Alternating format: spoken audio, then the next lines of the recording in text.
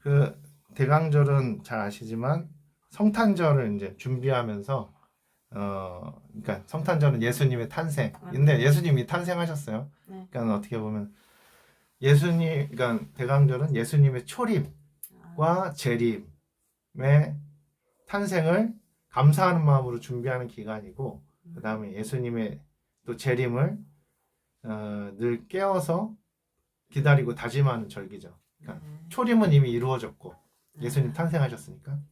그러니까 그 어떻게 보면 생일 축하 기간을 감사하는 마음으로 준비하고, 이 기간 동안 감사하면서 예수님 탄생은 나의 구원과 직접적으로 연관이 있기 때문에 재림의 때까지 예수님의 이 그 구원의 은혜 감사하면서 다짐하는 절기죠. 절대 변치 않기로.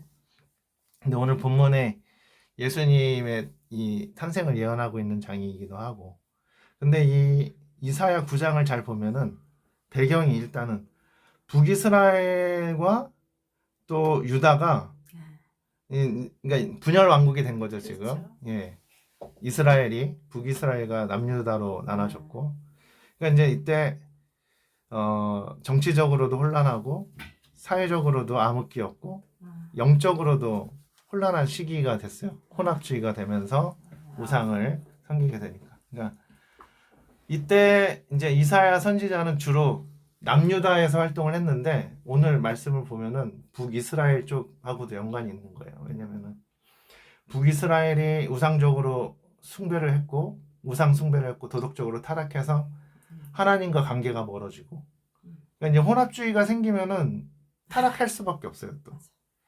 그래서 여기 말씀에 나오는 스불론과 납달리는 이 북이스라엘 쪽이거든요. 1절에 보면은 다 함께 읽어볼게요. 1절을. 전에 고통받던 자들에게는 흑암이 없으리로다. 옛적에는 여호와께서 스불론 땅과 납달리 땅이 멸시를 당하게 하셨더니 후에는 헤벨의 길과 요단 저쪽 이방의 갈릴리를 영화롭게 하셨느니라. 예, 그러니까 이 스불론과 납달리 지역은 이 아시리아 제국, 그러니까 아수르의 침략을 받았어요. 그리고 큰 고난을 겪었고, 여기에 속국이 되어서 어둠 속에서 살았다는 거죠. 그러니까 이게 속국이 되면은 힘들 수밖에 없어. 예, 우리도 1차 치하에 있을 때 힘들 수밖에 없어요. 그리고 그냥 다른 나라의 지배를 받으면 괴로울 수밖에 없는 거예요. 그리고 우리가 지금 왜 괴롭냐면은 다 미국이나 이런 데에 의해서 경제도 조정받기 때문에 우리가 진짜 계속해서 이렇게 힘들게 되는 거예요. 그러니까 이때 당시에도 똑같아요. 아시리아도 북이스라엘에게 막대한 조공을 바치게 했고, 대규모 학살을 했고, 고문도 했고, 생존자로 있으면 노예로 팔리거나 강제로 이주를 시킨 거예요. 그러니까 강제 이주되면서 살면서 당연히 타 외국 여자랑 살게 되고, 거기 나라에 섬기는 신하고도 그렇게 되면서 혼합주의가 되면서 민족이 정체성이 약화가 되는 거죠. 기독교. 그렇죠.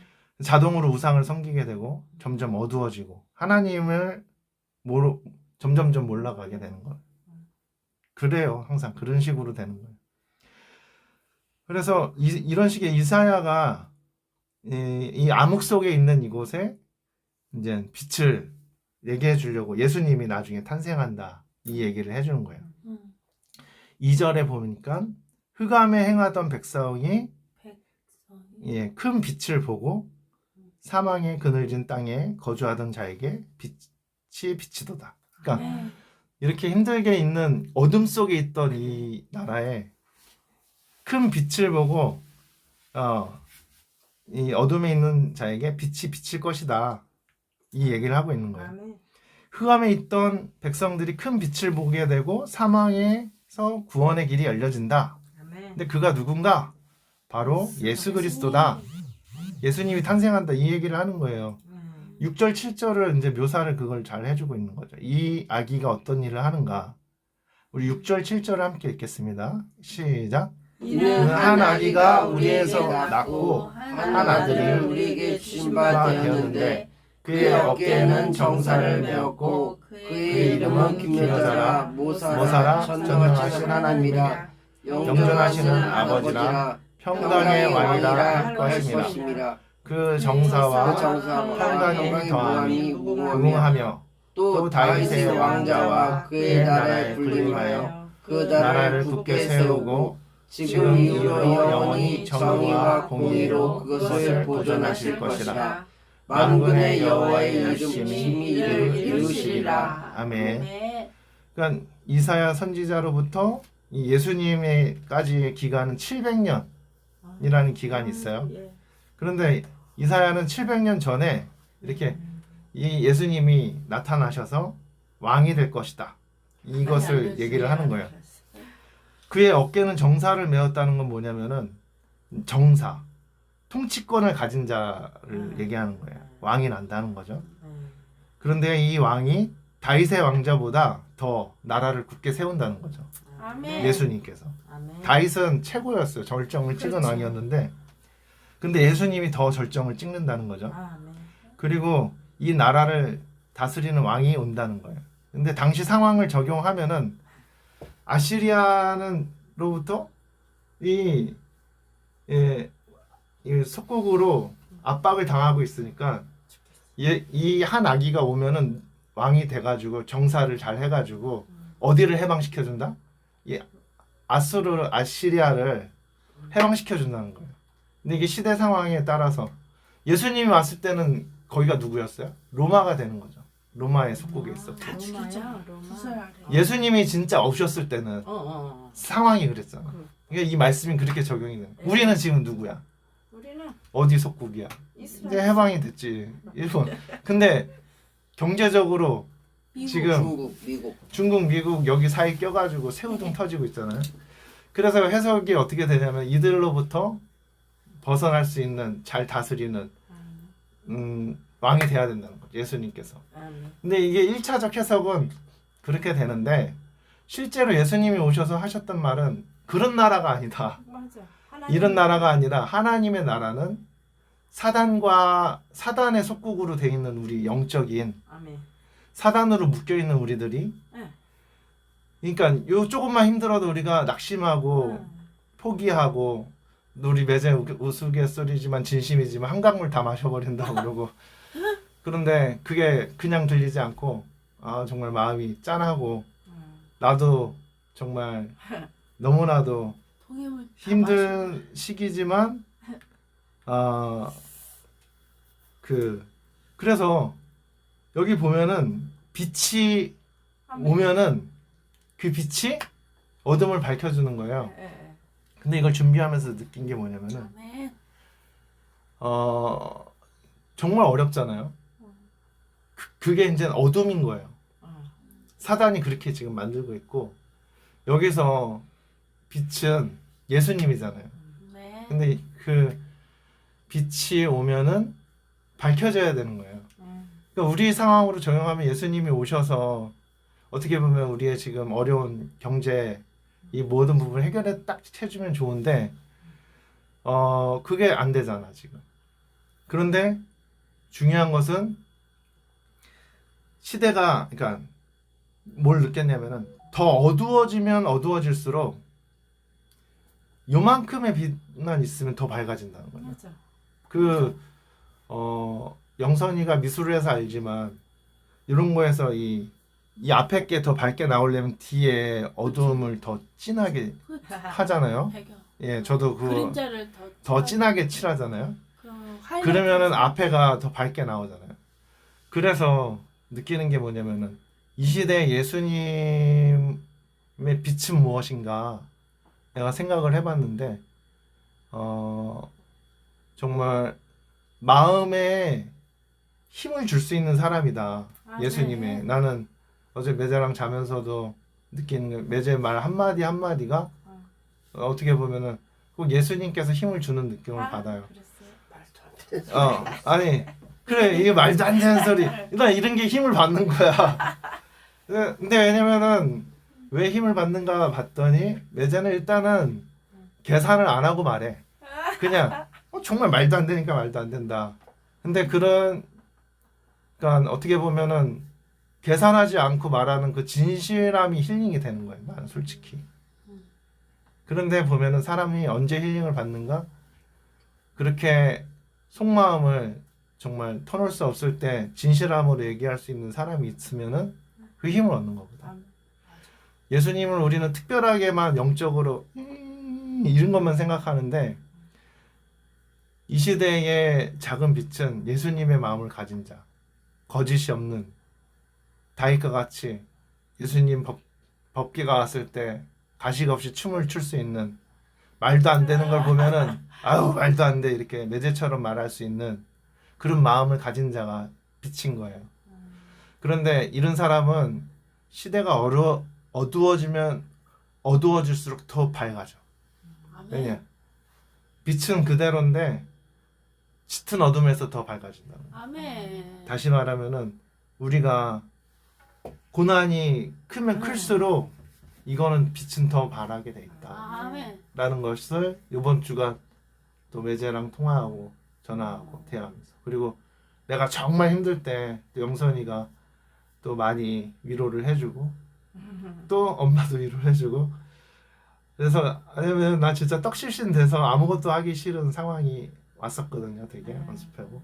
그런데도 이렇게 모두가 빛이구나 라는 것을 저는 좀 체험하게 되는 아멘. 시간이었습니다. 그러니까 우리는 보면 예수님을 다른 곳에서 찾는데 아멘.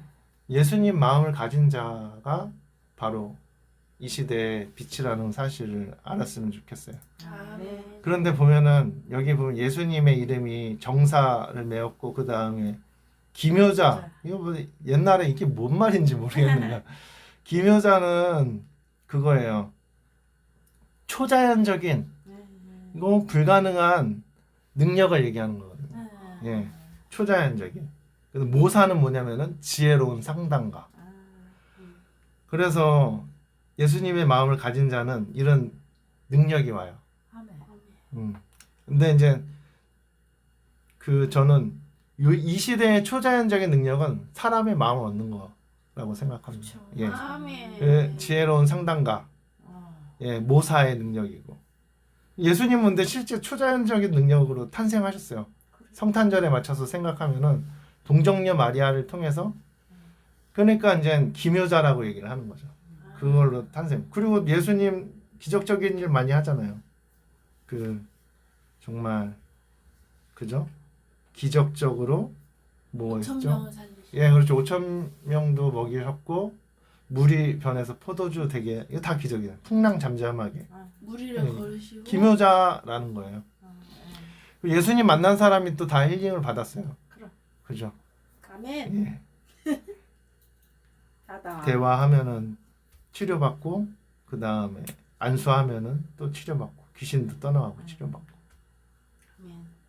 예수님이 빛이 되어야 될 줄 믿는데 우리도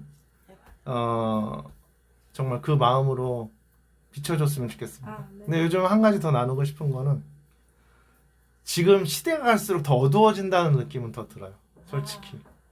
내가 중고등부 시절 아까 메시하고도 얘기했지만 정말 지금은 더 개인적인 느낌을 받고 물질 만능주의, 애모 지상주의 치닫고 있고, 제가 어렸을 때만 해도 성탄절 곳곳에 크리스마스 캐롤 퍼지고 교회는 성탄 전야 준비한다고 바쁘고 또 새벽송도 돌고 선물 준비하고 교회 추리 장식하고 매우 기뻤던 기억이 있었는데 교회 살다시피 했죠 거의. 그리고 막 성탄 전야에는 이거 아이앵그랑 매제 했나? 모르겠네. 다 했지. 그런 거 사는 건데. 예, 거의 교회에서 밤 새고, 왜냐면 새벽성 돌 때까지 할 게 없으니까 프로그램으로 그 게임을 해가지고 밤을 샜거든요 거의. 근데 지금은 그런 느낌은 안 들죠. 그런 시대가 더 강팍해졌다는 거죠. 그만큼 예, 애들이 없잖아요. 애들도 없고, 애들도 요즘은 이제 교회보다는 핸드폰이 더 재밌는 시대가 돼. 더. 그런데 이제 그것 때문에 낙심을 하려다가 오늘 말씀을 준비하면서 깨달은, 어떻게 보면 그때보다 더 관계는 끊어진 거고 더 어두워진 거잖아요. 그런데 예수님 마음 가진 자는 더 빛을 발하게 돼 있다는 거죠. 어두워질수록 이 빛을 보고 싶어 살기 위해 이 빛을 만나야 되는 사람들이 많아지게 될 줄 믿습니다. 우리 찬양하는 교회는 정말 거짓이 없었으면 좋겠고 아멘. 일단은 매자한테 배워야 되는 게 정말 가식 떨지 말고 솔직하게 마음을 나눌 수 있고 아멘. 그게 오히려 정말 사람을 어둠을 떠나가게 해주는 거거든요. 예수님의 마음을 가진 자. 그런 마음으로 예수님의 마음을 닮아 어둠을 밝힐 수 있는 우리 찬양하는 교회가 됐습니다. 아멘. 아멘. 대강절 아멘. 기간 동안 더욱더 이 부분을 묵상하면서 살았으면 좋겠습니다. 아멘. 마지막에 그 요한복음 8장 12절 함께 읽으면은 예수께서 또 말씀하여 이르시되 나는 세상의 빛이니 나를 따르는 자는 어둠에 다니지 아니하고 생명의 빛을 얻으리라. 아멘. 아멘. 네. 우리는 앞으로 어두워질수록 더 밝은 빛을 낼 수 있는 아멘. 찬양이 넘치는 아멘. 빛이 넘치는 아멘. 성령이 충만한 아멘. 찬양이 넘치는 교회가 될 줄 믿습니다.